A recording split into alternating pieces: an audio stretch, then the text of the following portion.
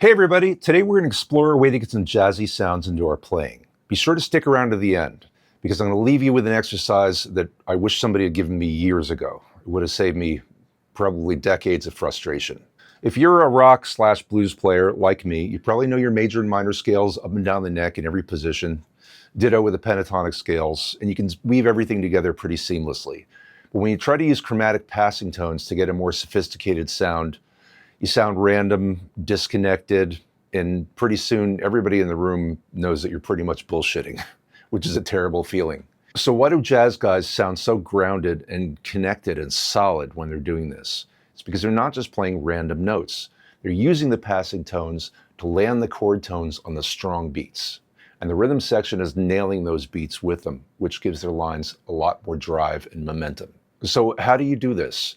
Well, fortunately, there's something called the Bebop scale, which is patterned after what guys like Charlie Parker were doing naturally. Basically, you just take a major scale with its 7 notes, and you add another scale degree. Or this forces the chord tones to land on the strong beats. You're essentially outlining a chord with the scale. Let me illustrate.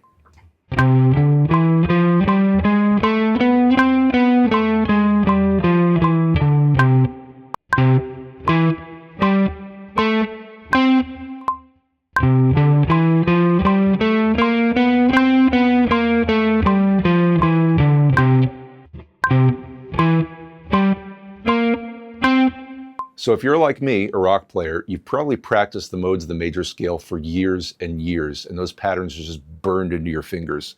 This is going to feel pretty weird at first, so you're going to have to practice some new shit. Here's what I like to do. I like to practice this scale going from the high E string to the low E string in each of the cage positions, starting in C and going through the cycle of fourths. Check it out.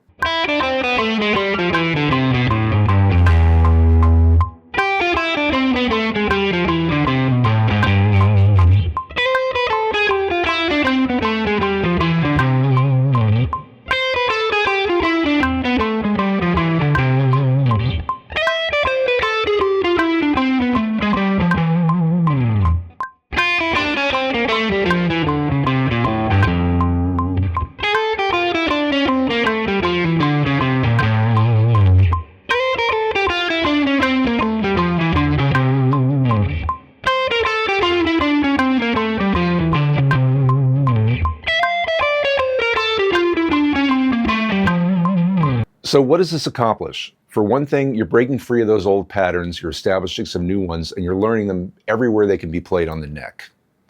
Also, you're starting from different scale degrees, which is really important. You don't want to just run it in a 1-octave box up and down. That just sounds boring. Any scale would sound boring if it's abused that way. This is a condiment, not a main dish. You want to combine it with stuff that you already know. I would suggest listening to some blues guys like Josh Smith, Jack Rooch. These guys do this really tastefully.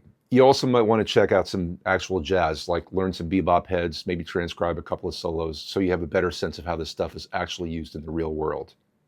And it's not just for jazz. Bluegrass players do this instinctively. I think a lot of country players, particularly the top guys in Nashville, they all know how to do this. Ask Brent Mason how he feels about Western swing. And there's all kinds of ways to skin this particular cat. There's Barry Harris rules, there's approach notes and enclosures, there's outlining upper structure triads, etc., etc. It's worthy of a whole series of lessons, and I'm probably going to get into that. But just start with this and start getting this sound in your brain and the feel of this scale under your fingers, and you're going to start recognizing it in the music that you're listening to and trying to lift. If you want to take this further, there's a full lesson on my Patreon linked below. Or you can hit me up for a private lesson. There's a link for that too.